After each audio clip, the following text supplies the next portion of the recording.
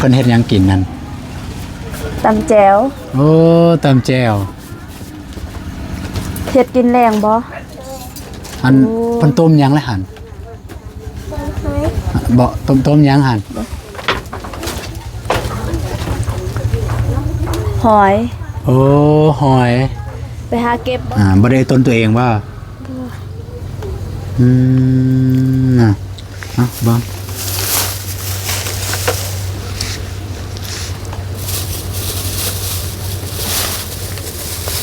เอื่อยกับบุมียางเด้อพุทธลอเฮ็ดกินให้พ่อให้แม่เด้อ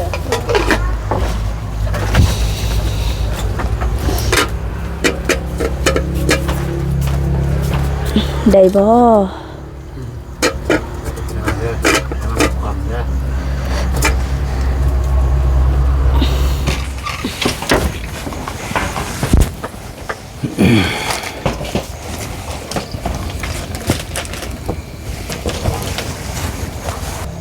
มาเด้อเอื้อมากินน้ำบาตูนเลยเอา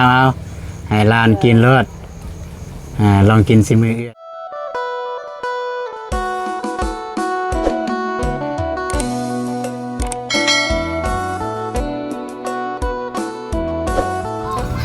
เอาเป็นอะไรมาเปิดภาพที่บ้านกิจกรรมใหญ่เป็นอะไรเมืองท่าแตงแขวงเสกองเป็นเอาเนาะแต่ว่าจะเดินทางไปบ้านน้องลอยแต่ว่าฮอดนี่ก็ค่ำเติบแล้วพี่น้องพอดีปรึกษาทีมงานว่าไปมื้ออื่นเพราะว่ามื้อนี้ค่ำแล้วว่าซั่นเอากับทักทายสบายดีเด้อสบายดีพ่อแม่พี่น้องหมดสุขุสุคนยินดีต้อนรับซ่องอาตูนแนลเส้นเก่าเส้นเคยพี่น้องเนาะมื้อนี้ก็พอดีมีโอกาสเพราะทีมงานเฮาก็มาพบพอกันอยู่นี่ทางประตูเองก็ดนและบ่ได้ไปเยี่ยมยามทางน้องสุรัตน์เพิ่นบ่ฮู้ว่าชีวิตการเป็นอยู่ของน้องเพิ่นเป็นจังได๋พี่น้องเนาะก็คือเก่าก็สิพาน้องบ้องเพิ่นไปนำกันเลยพี่น้องเนาะไปเยี่ยมยามทางน้องสุรัตน์เพิ่นพี่น้องเนาะแต่ว่าก่อนสิไปหาก็เดี๋ยวแวะไปหาบ่าวอนงก่อนเพิ่นยังลมทักทายยังคุยกันกับทีมงานอยู่สิปรึกษาเรื่องมื้ออื่นนี่แหละสิเฮ็ดจังได๋พี่น้องไปหาบ่าวอนงเพิ่นจ้ะพี่น้องเอ้ยพุ่นละเพิ่นกำลังจบคลิปอยู่อันนี้คือเฮือนน้องน้อยพี่น้องอันนี้เป็นเฮือนใหม่อันนี้เฮือนเก่าพี่น้องเอ้ยปุ๊บโธ่สบายดีเด้อทุกคนเด้อกลับมาได้บ่สิกลับเลยบ่สบายดีบ่โกเด้อสบายดีกลับเลยปะเอ้ยแม่บ่ได้ก็มากลับบ่ได้ก็มากลับโอ้ยมาค่ำขาเรียกไปส่งของปาสนีแม่นไปส่งของปาสนีแหละระบบเพิ่นมีปัญหยากได้บ่แม่ได้อยู่แต่ว่าดุนน้องบองจนนอนท่านั่งท่าจนนอนหลับเลยน้องบองแม่แต่บ่ได้ถ่ายตอนนอนเพิ่นนอนเสียเท่าไหร่500,000ปลายค่าฝากซ้ำซื้ออยู่พุ่นเลยซะเลยแม่นบ่เลย5กิโลโลละแสนเลยแต่ก็อยู่พุ่นแต่ก็เฮ็ดจังได๋เนาะผู้ใหญ่เพิ่นอยากได้เนาะก็ในเมื่อเพิ่นเอาใจเฮาก็ต้องเอาใจเพิ่นคืนก็คันว่าซื้อก็โลนึงอยู่นี่ก็เท่าไหร่จังหวะค่าหนองบองเท่าไหร่แต่ว่าบ่ได้ถามน้องเพิ่นว่าน้องเพิ่นซื้อมากใหม่นะอันแล้วเท่าไหร่เพิ่นซื้อน่าจะน้อยนะน้องเพิ่นเดี๋ยวสิถามน้องเพิ่นเดี๋ยวน้องเพิ่นซื้อเท่าใด500,000เนาะนอกบ่ดีแล้วโลนึงโลละแสนตอนน่ะล้านนึงได้เป็นยัง FC เพิ่นเป็นผู้ใหญ่เพิ่นอยากลองซีมันนะเพิ่นก็ซอยเรือลายนะไปดำกาแฟข้าวนี่ข้าวเมื่อกับเพิ่นครัวเองเพิ่นเฮ็ดเองเนาะแม่นครัวเองกาแฟสดๆเลยนะเพิ่นว่าอยากกินสดๆร้อนๆเลยแบบใดเพิ่นก็เฮ็ดเองแกมักอ่อนมักตามเซฟพระลานโกเพิ่นน่ะหูมันจะได้เซฟเรื่องจะได้เฮ็ดอะไรกาแฟกินแซ่บนะฮะมักรสชาติแบบใดหูมัดอยู่ก็บดบ่ได้บดบ่ซีก่อนยังบดมะขาวสีออกมะขาวเป็นมะดำเนาะแกนนั่นแล้วแกนแล้วก็ ครัวก็เลยก็ได้แต่แกถ้าบ่อยากเลือกมันมีเลือกเม็ดตัวในมันเต็มบ่มีแมงมีหยังนะโอ้ยเอาตัวง่ายๆโลดแต่อยู่ทงซีแล้วก็ขวาเลยบ่ต้องเลือกแล้วตั้งนะขวามาบดขวาเข็มขวาอ่อนขวาแก่สุดแต่ตัวไหนตัวไหนขวากลางมันมีขวาอ่อนขวากลางขวาเข็ม ขวดใส่หม้อข้างเลยบ่ กะ บ่แม่นเด้อบอยู่ในแก้วนั่นบ่ บางคนกะบ่มีหม้อข้างกะขวา ขวดใส่หม้อ โอ้นั่นเลย ว่า ตับไล่นี่เนาะ ขวดใส่หม้อแก้ว กะแล้วแต่ว่าเขาน่าจะมีอยู่แล้วเขาน่าจะมีเครื่องไฟฟ้าเครื่องหม้ออบเขาอยู่แล้วเตาเป็นเตา น่าจะมีอยู่ทาง ส่ง เพิ่ ได้ น อยู่ไทยบ่ แม่นอยู่ไทยอยู่จังหวัดปทุมธานี นะถ้าเพิ่นอยากกิน อำเภอบึงล่าง บ้าน ลูกกุลำ ไก่เนาะ ลูกกุลำบอกเลยว่ายังบ่จือฮะอำเภอบึงการแม่นบึงล่าง เบิ่งล่างอยู่ไสบาทเนื้อไต บึงล่างบ่โหปทุมธานีอยู่ไสจังหวัดปทุมธานี ก้างปทุมธานี แม่น ปทุมธานีก็อยู่กรุงเทพมาแล้ว บ่แม่นดอกโอ้เคยไปแล้วว่า บ่ได้ยินเห็นบ่ เอาสิกลับแล้วบ่เนี่ย โดยก็ โอเคกลับกันยืนนี่ก่อนสิแจง FC ยันเพิ่นสิ บ่เห็นบ่มืดเลย ยันเพิ่นสิงงอะนะว่าเพราะว่าคลิปก่อนเนี่ยว่าสิไปหาน้องร้อย ไปได้มื้อ ก็ว่าสิพาน้องร้อยแต่ว่าวันนี้เปลี่ยนใจบ่ได้ไปก็ต้องไปเพราะว่าปรึกษาทีมงานผู้สายอนงเพิ่นว่ามืดแล้วแต่ว่ามื้ออื่นจึงว่ากันก็มันแต่ฝากผู้ใดสิไปก่อนเลยมื้ออื่นเพราะว่าไปขุด บ่มี บ่มีเนาะ ทางโดยเนาะเบาสาย บ่มีกับเบาทรายไปก่อนเลยซั่นเนาะ โดย เพราะว่า ที่เฮาบ่ได้ลงไปอันนี้ก็ให้น้องเพิ่นเฮ็ดเลยมันแล้วกลับนะ ว่าลงที่เฮาขุดหา ไปขุดทานเลยนะไม่แต่ว่าทำด้วยสวัสดีเด้อสวัสดีบ่น้องที่บ่ตูนที่นิกโต เด้อไปไสนะ สิไปพุ่นแล้วสิไปส่งเงินสร้างเพื่อนอยู่บัดจุฬา โอ้เด้ออ้าว ไปส่งแต่ว่าบ่มีรถเด้ เด้อก็ไม่แต่ว่ามื้ออื่นไปกับเบาทราย2คนไปขุดเลยจกเจ๊กเขาพี่เห็นบ่ เขามีแล้วบ่จกอีสัง ก็น่าจะมีอยู่ ให้เขาหาเด้อจะลองโทรหาเอื้อยเพิ่น เด้อแต่นำบ่เจ็บแล้วมีเบอร์ติดต่อ อันนี้ให้บอกบ่เด้อ ให้เพิ่นกะเกียมเนาะ เพราะเฮานี่ไปมันสิยากอะนะคือจกคือยังบ่มีเด้ คือหยัง คือยาก คือหยัง มีแต่ว่ามีสันเราสันไลก็ให้เพิ่นเอามาเกี่ยมโหลดเล็กสลัด เล็กสะแบง สไลด์ เล็กสะแบงว่าเล็กสะแบงเล็กงัดนั่นแหละ แล้วได้งัดนะ เล็กงัด มีเย็นเด้อยู่เลย มัน ให้เป็นกาเกียมเบิ้งเสร็จบอกทำมาเจ็บน้ำเจ็บมันบอกเบิ้งให้ใจลงมาเจ็บก็มีกับเอาสายไปก่อนถ้าเฮายังบ่ทันเมื่อกี้ครับกับเดชพุ่นเนาะ หน่อยเพราะว่ามื้ออื่นก็ สั่งแดงมันขึ้นเมื่อพุ่นเด้ก็อยากให้ไอ้นุ่งเพิ่นไปนํพอได้ปรึกษาว่าเพราะว่าบ่ตัวเองก็บ่มีประสบการณ์แน่เรื่องเงินเรื่องซ่านั่นน่ะให้ไอ้นุ่งเพิ่นไปเบิ่งซอย แล้วก็แจ้งซี่น้ำนะว่าอยากให้เฮ็ดแบบ2สั่นบ่คือบ่เตียงเบาบ่แจ้งเพิ่นแน่ใหญ่แน่ ตัวนั้นบ่ เพิ่นให้เฮ็ดซองเลย เฮ็ด2เลยบ่ เฮ็ดซอง เฮ็ด2 หนึ่งในเฮ็ดซองนี่ขุดให้ฮอดดินเก่า อ๋อทุก เพราะว่าของเฮา ไว้ติ เพราะว่าของเฮานี่ดินใหม่เด้เพิ่นให้ดิน สิไว้บ่มียินบักใหญ่บ่ใหญ่ แต่ว่าบ่อนใดมันบ่ไหวอีหลีก็จงไว้บ่นั้น บ่นั้นมันสิเป็นบ่เทคานบ่ เจ้าเอา ฮะเจาะหินหั่น หินก็บ่มีดอกหินใหญ่แห้งบ่มี ซำนี้แหละ แม่นแต่สำนี่ออกได้ โอ้ขุดพุ่นแล้วเหรอขุด ก็สำนั่นแหละขุด ที่หนึ่งแล้วบ่ได้ อาจจะ แข่งเห็ดเนาะเราขุดเห็ด แต่ว่าต้อง เฮ็ดจังได๋เพื่อมาทานเนาะเพื่อมาทานแบบให้มันได้ เป็นยัง นะ นะ เลิกแน่แล้ว มันบ่ถึง2ชั้นเหมือนเพื่อนโมเดิร์น2ชั้นแต่ว่าเท่2ชั้นเข้าใจบ่ อ๋อคือว่าเหือน2 ชั้น เจ้า2 เพราะว่าชั้นหนึงหันเท่ถ้าเฮาต้องรู้ราคาถ้าว่าเพิ่นFC เพิ่นว่าเฮ็ดชั้นเดียวแต่เฮาก็ต้องเว้านำไอ้แดงว่า ราคาต้องลดเพราะ แม่น สันเดียวนี่ แม่นเพราะว่าสันเดียวนะ ถ้าว่า2สั่นราคาเต็ม รา เลย คาเก่าเลย 8ล้านเลยเออ ถ้าว่าสั่นเดียวต้องลดอีก เออ ยากเด้ขึ้นมาข้าน2ข้านอย่างไงเนาะแต่ว่าทางบ่เตียงบอกให้เฮ็ด2ข้านเลยแต่ว่า เพื่อมาทานนะ งบย่านบ่นั่นน่ะนะแล้วก็มาตรฐานบ่มันก็ดินนี่มันแน่นแข็งแล้วดินแต่ว่าทางผู้ใหญ่เพิ่นว่าให้ขุดอะจำเป็นเฮ็ดเลย ดูความเป็นห่วงเป็นใยจากเพิ่นซะเนาะ เพิ่นว่าให้เฮ็ดเลย อยากให้ ตามใจเพิ่นเลยก็เฮ็ดเลย แต่ไปเห็นแบบนั้น ให้ทางไอ้แดงนี่จัดการเลยคือ เลยโอเคมันจะจังซั่นแหละสิไปหาน้องสุรัตน์ก่อนโดยเดินทางปลอดภัยเด้อโดยโอเคกลับแกะคนละทาง แต่ก็ให้ทางเดียวกันนะ นี่สิเมื่อทางนี้จังหน่อยคิดว่า เมื่อทาง เมื่อทางดอนซาเลยพุ่นมันไกลแน่ อ๋อคอยว่า โอ้นี่2คน เอ้ย เอาโอเค กลับก่อนเนาะ บ๊ายบาย เด้อ ไป สวัสดีเนาะน้ำบองเพิ่นมาแล้วพี่น้องเอ้ยโอ้ สบายดีเด้อ เด้อเห็นหยังอยู่นาน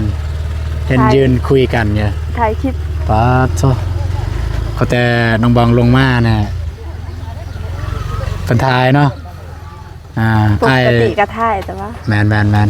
ไอ้ยืนถ่ายอยู่นี่แหละเพราะว่าไอ้สิชวนไปหาน้องสุรัตน์ไอ้สิชวนน้องไปนำกันนั่นแหละ เลย นี่น้องเห็นน้องผู้น้องเคยสัมภาษณ์มื้อนั้นหั่นนะ เลย แต่ว่าตอนนี้บ่ได้มีหยังก็มีแต่สิไปซื้อเอามีกับไข่ไก่ เลย ไปนี่ห้านี่เราไปซื้อไปซื้อไข่ไก่ก่อนไปน้องเอ้ยให้น้องสุรัตน์เพิ่นแล้วก็ให้น้องบองเพิ่นไปหาอีก คือน้องเคยไปหาแล้วมื้อนั้นแล้วก็ไปหาอีกสิได้จะน้อยก็กลับมืดค่ำนี่เฮาเด้ทีมงานกลับเบิดแล้วเด้ ไอโกกับกับ โดยมันกลับแล้วอัปเดตนี้แล้วก็กลับเลยครับงานจนว่ามันสิมืดแหงไประวังรถเด้อ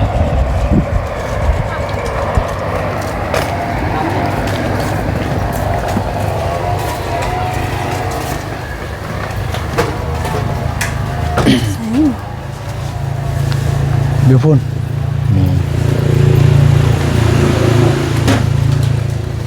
นี่แหละเอามีกับไข่ไก่พอละบ่มีหยังไปตอนน้องเพิ่นสบายดีเด้ออายเด้อได้เอามีอันนี้แต่ว่าเด็กหน่อยมากินเมียส้มเด็กหน่อย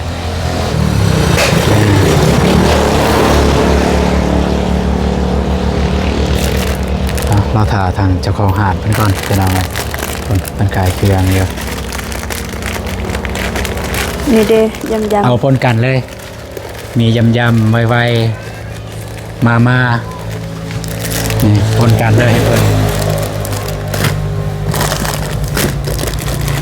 พอละสำนัก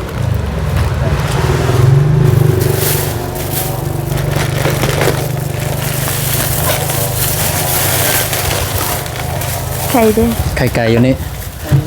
ไข่ไก่อยู่ใส่เด้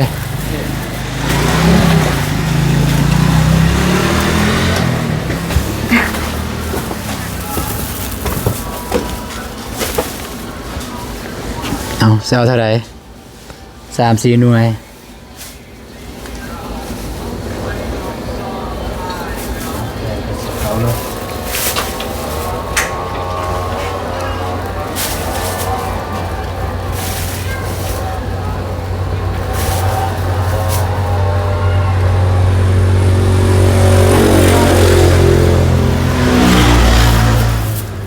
เท่าไหร่ ชิปขากับเจ้าเก่าเลย44,000 44,000เดี๋ยวให้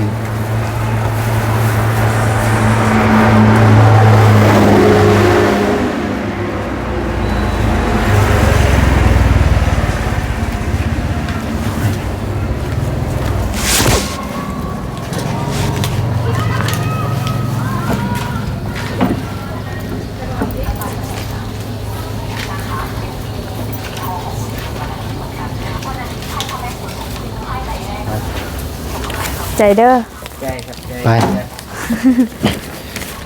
โอเคไปพี่น้องเลย เอาไอ้พี่ก็ได้ เลยมา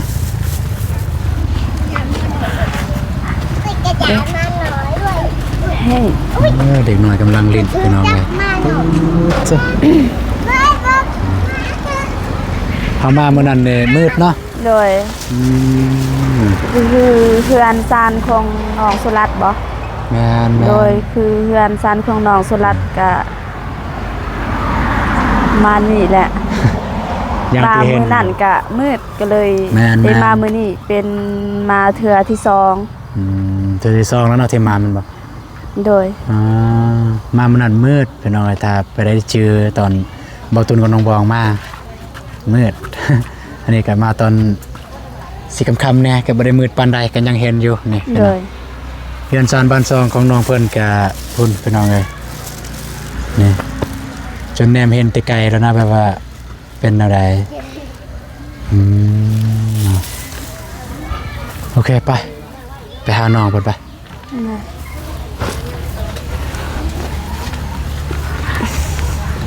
น้องเพิ่นอยู่เฮือนนั่นแหละพี่น้องเลย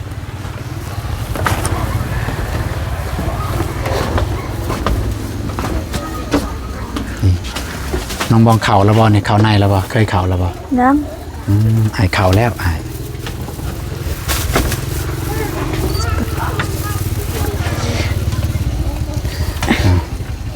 กะสิประมาณนี้พี่น้องเลยกะเฮือนน้องเพิ่นก็ติดเฮือนน้องใหม่กับน้องน้อยผู้ที่ทีมงานคือได้อัปเดตพี่น้องเลยจะไป ำเฮ้ยสบายดีเด้อล่ะ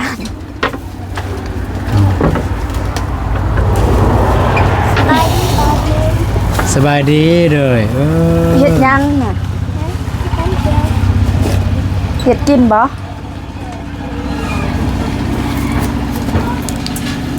เพิ่นเฮ็ดหยังกินนั่น ตำแจ่ว โอ้ตำแจ่ว เฮ็ดกินแรงบ่ อันเพิ่นต้มหยังเลยหั่นบ่ต้มหยังหั่น หอย โอ้หอย ไปหาเก็บบ่หอยนี่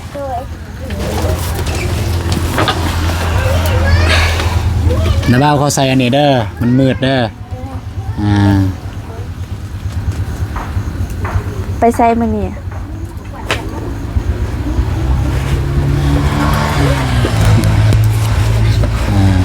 ญาติบ่ได้ยินนั่น น้องเพิ่นเว้าคอยพี่น้องเอ้ยน้องบองพยายามเว้าแห้งๆเด้อให้เสียงมันดูด เลยไปใส่มื้อนี้ ตัวได้ไปใช้ มาได้ไปใส่บ่ วันยัง ฮะ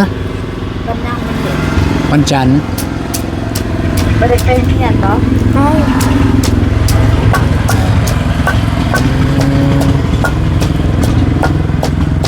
ตำแจ่ว อยากกินสิมือเอื่อยบ่อยากกินสิมือเอื่อยเนี่ยบ่พอน้องสลัดฮะ จ้า อยากบ่ให้เอื่อยตำบ่ให้บ่ ตัวเป็นยัง มีหยังแหน่แล้วอุปกรณ์เครื่องครัวของเพิ่นปลาแดกมีบ่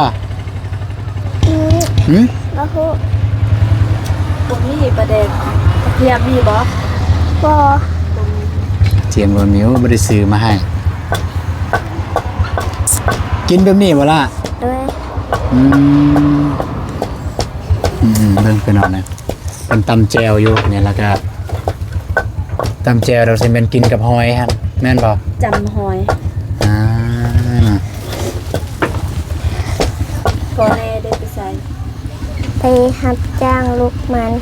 รับจ้างนักมัน โดย มาแล้วบ่ตัวรับจ้าง มาแล้ว มาแล้วเนาะ กระเพหมด กาแฟมืด กาแฟมืดกับรับจ้างมันต่อ โดย ตอนนี้พ่อแม่ล่าอยู่ไส ยังจ้าง อ๋อยังบ่ทันได้มาแต่รับจ้าง โดย โอ้มืดค่ำแล้วบ่ทันได้มาเนาะ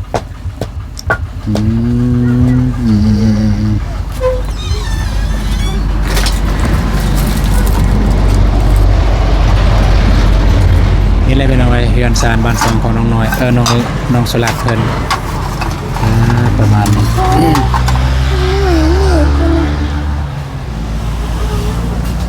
ก็ยังที่ว่าแล้วพี่น้องกันเนาะก็พ่อแม่ของน้องเพิ่นก็รับจ้างแต่ได้แต่ละมื้อก็ได้แต่ ล่างพอดเลย ซื้อ ล้างแล้ว ซื้อข้าวซื้อน้ำอันว่าสิได้เก็บซื้อไม้ซื้อตอกมาซ่อมแซมเฮือนเนี่ยก็สิบ่ได้ดอกเพราะว่าอาชีพรับจ้างก็ประมาณนั้นแหละพี่น้องมันแต่ว่าคันเฮือนอันนี้เนี่ยตามเบิ่งเฮือนน้องสุรัตน์นี่คันแบบว่าซ่อมแซมซ้ำเอาไม้มาใส่บ่หรือว่าเอาถ้าจะไปง่ายๆถ้าไม้แป้นว่าซั่นซะถ้าไม้แป้นก็เอาทางไม้แป้นทางไม้เส้นก็ไล่เติบอยู่คือน้องไงแต่ว่าสังกะสีก็โอ้ กินแบบนี้เลยบ่ โดย เอา ยัง หอย หัวแดงนะ หอยสิไว้เฮ็ดเจล บ่ได้มีกันใด พี่น้องไงน้องเพิ่นกินข้าว เอื้อยมากินข้าวน้ำกัน โดย ปลาตูน เด้ออ้าวใส่กินแต่ละมื้อแบบนี้บ่ แล้ว จำแจ่วอีกแล้วใส่แล้วหอยมันสุกบ่ น้อง น้องบองเบิ่งให้น้องเพิ่นแหน่เบิ่งให้น้องเพิ่นแหน่สุกแล้วบ่ จงให้พ่อแม่ อ้าว กินได้บ่หอย จงให้น้องนะจงให้พ่อแม่ จงให้พ่อแม่ หอยนี่จงให้พ่อแม่บ่ โดย แล้วตัวเองนี่กินเจลนี่ โดย เป็นหยังคือว่าจังซั่น ตูนพ่อกับแม่ บ่ได้ตนตัวเองว่าน่ะเบิ่ง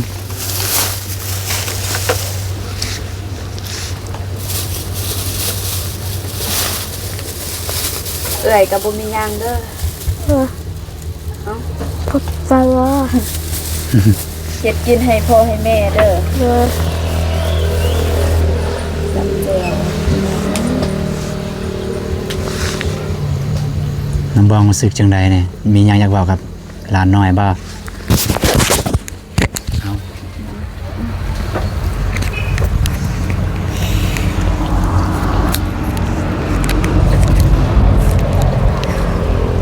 โดยจังใดก็สู้ๆเด้อล่ะ โดย ชีวิตเอื้อยแต่ก่อนก็เป็นแบบนี้หั่นแหละคือแบบกินแต่แจวจำแจวตลอดกินเช้าเที่ยงแล้วก็แลงแต่ว่าตอนนี้เอื้อยก็พอมีแต่ว่าเพราะว่ามีผู้ใหญ่ฝั่งไทยเขาสวย แต่ก่อนชีวิตเอื้อยก็แบบนี้แหละ แต่ว่าแต่ฟังไทย ต่างประเทศ ต่า นั่ ง น ป แห ระ ละ เทศแต่ว่ากับผู้ใหญ่ทางฝั่งลาวฝั่งไทยนี่แหละของน้องบอง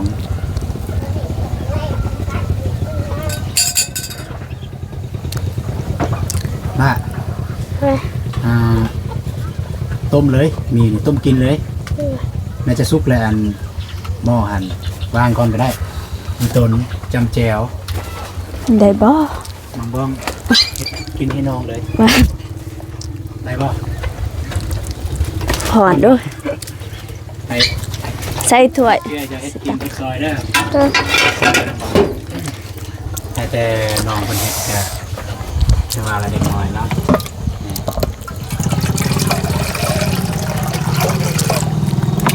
พ่อแม่ล่ะมาเดือนจากโมง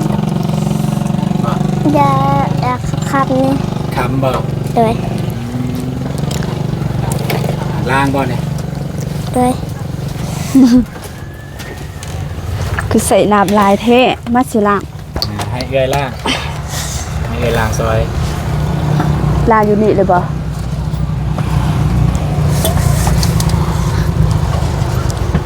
น้ำยังนี่ น้ำมวก น้ำเสียด น้ำมวก น้ำเสียด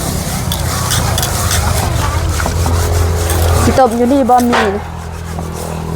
ต้มอยู่นี่บ่ วัด บ่แม่นหม้อนี่บ่สิต้มนี่ ตัวนี้แหละ ตัวนี้บ่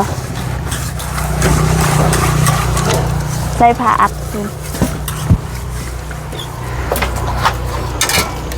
อันนี้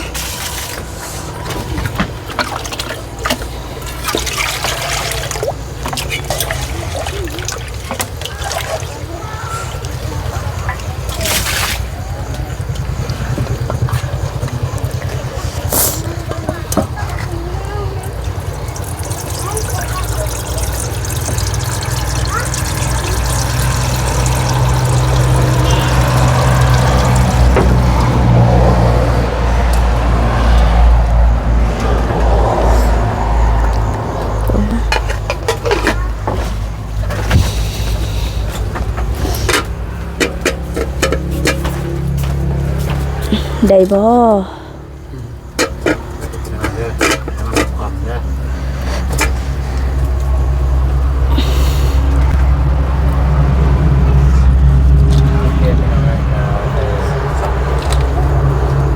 สองพี่น้องกันเป็นกินเห็ดยากก่อนเดี๋ยวมาตัดภาพตอนแล้วเลยพี่น้องเลยพี่น้องเลยกดแล้วกดแล้วอุ้ยสิมือของนี่ลุงมือเองเลยวะเนี่ยเพราะ โดย โอ้ยบ่ธรรมดาเนาะต้มมีให้น้องเพิ่นกิน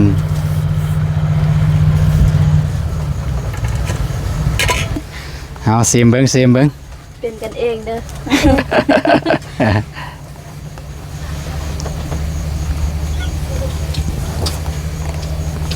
เป็นจังไดจ้าง จาง แน่เห็นว่าให้ว่าแล้วน้ำลายเพิด ธรรมดาสิ ธรรมดาเนาะ มัน อ๋อ เกลือกับเป็นนัวใส่ตื่นอีกหน่อยหนึง อืม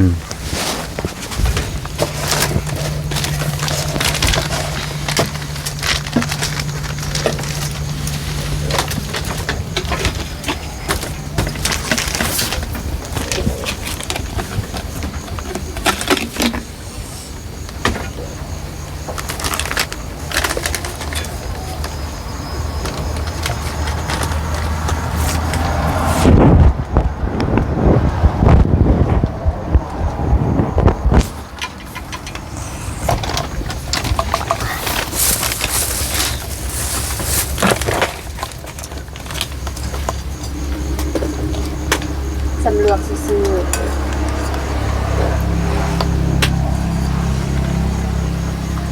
ๆหอนเนี่ย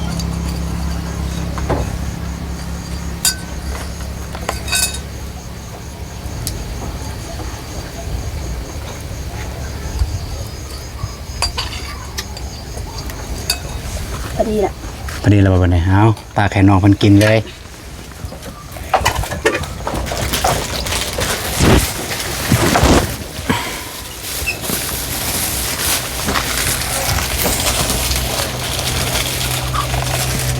แต่ว่าน้องรัดเนี่ยได้กินสิมือเอื้อยบองเป็นครั้งแรกเลยได้เนี่ยแล้วก็คนแรกเลยน้องบองเพิ่นเฮ็ดกินเฮ็ดยาให้นอกจากว่าคนอยู่ในบ้านในเฮือนในซานได้กินสิมือน้องบอง โคไม้คือคนแรกเลยที่แบบว่าน้องบองไปหาถ่ายคลิปแล้วเฮ็ดกินให้น้องๆกิน ตาม ล้างเลยอ่ะ วันนี้บ่จอง จอง สิบ่มี บ่มีเลยพี่น้องเลย เครื่องครัวกับบ่มีของน้องเพิ่น ครัวก็บ่ ถ้วยบวงกระซามบ่อยากมี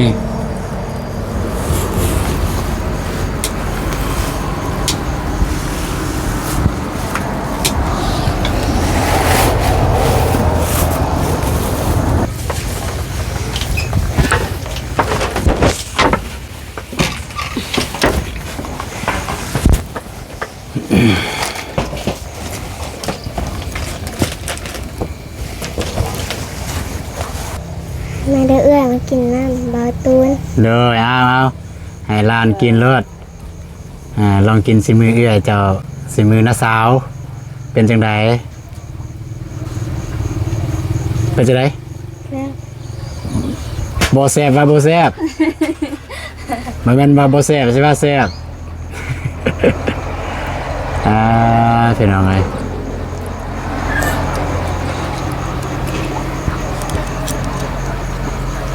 หอนเด้อ บ่ว่าน้องบองตักเบิดเลยปลาให้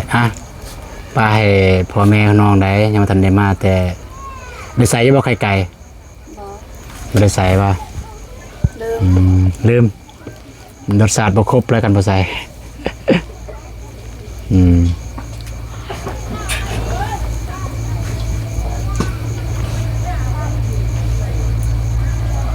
ถ้วยก็มีแต่ว่าซองถ้วย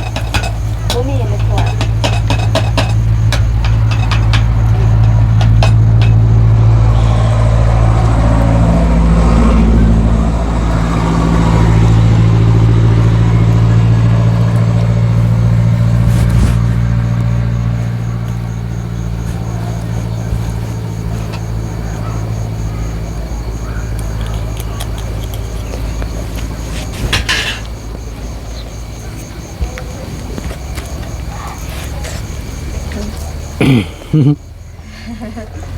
เพิ่นอาย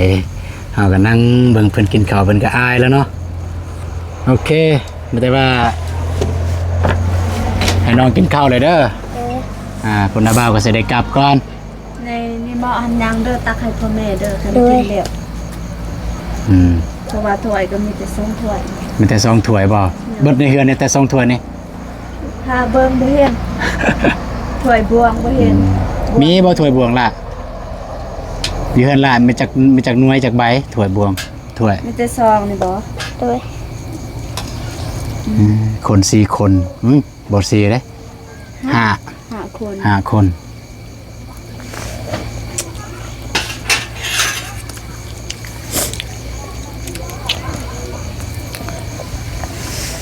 โดยได้แล้วบ่ได้แล้ว เอา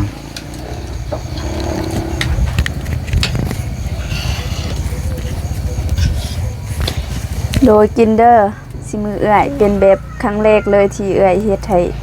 ละกิน บ่เซฟกับพื้นกินเด้อ แซ่บ จะได้เอื้อยกับอ้ายก็สิกลับก่อนเด้อ เดินทางปลอดภัยเด้อ โดยโดย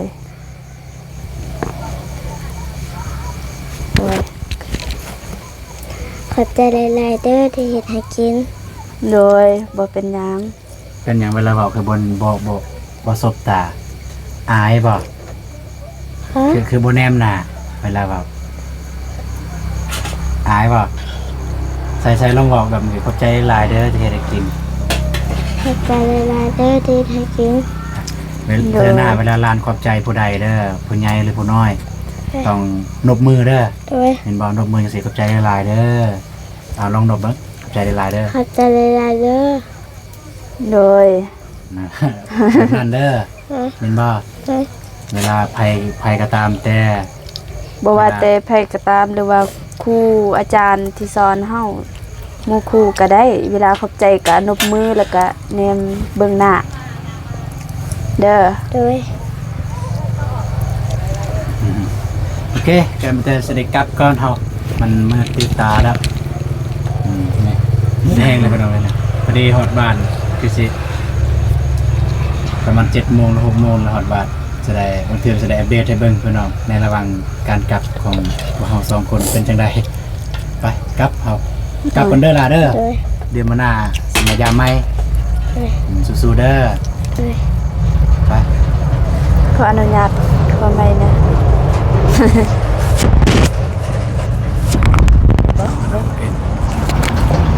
กลับก่อนเด้อสู้ๆเด้อเด้อ เอาพี่น้องเนาะก็สำหรับคลิปนี้ก็บ่ได้มีหยังหลายพี่น้องก็พาน้องบองเพิ่นไปหาน้องสุรัตน์ทางน้องบองเองเพิ่นก็ว่าอยากแวะไปหาในเมื่อไปหาน้องลอยบ่ได้ทางน้องบองเพิ่นก็ว่าก็บ่เป็นหยังแวะไปหาน้องสุรัตน์ก็ได้เพิ่นว่าก็เลยบ่ทุนก็เลยว่าโอเคไปหาน้องสุรัตน์ก็คือเก่าพี่น้องทางน้องเพิ่นก็สามารถอยู่คนเดียวนั่นแหละพี่น้องพ่อแม่ไปรับจ้างปานนี้บ่ทันได้มาเด้ดึกๆดื่นๆบ่ทันได้มาพี่น้องเอ้ยไปรับจ้างก็เพื่อได้ซื้อข้าวซื้อน้ำให้ครอบครัวได้กินนั่นล่ะก็ประมาณนั้นพี่น้องโอเคสำหรับคลิปนี้บ่าวตูนก็สิขอจบคลิปเพียงเท่านี้ก่อนคนหมดต้องขอบอกขอบใจผู้ใหญ่ใจบุญและFCทุกท่านที่ติดตามรับชมคลิปของพวกเราตั้งแต่ต้นคลิปจนจบคลิปจังได๋ก็ขอให้ผู้ใหญ่ใจบุญและFCทุกท่านจงมีสุขภาพแข็งแรงเด้อปรารถนาสิ่งใดก็ขอให้ได้สิ่งนั้นดังสมการปรารถนาเด้อทุกคนร่ำรวยๆเนาะแล้วก็ถ้าผิดพลาดประการใดว่าจาใดบ่ถูกบ่ต้องแบบเฮ็ดอิหยังบ่เหมาะบ่สมก็ขอโทษขออภัยนั้นไม่หลายแล้วก็สามารถตำหนิติชมได้บ่ว่าแต่เบาตูนแล้วก็น้องบองเองโอเคเจอกันมื้ออื่นสำหรับมื้อนี้ขอกล่าวคำว่าสบายดีเด้อพี่น้องเอ้ยไป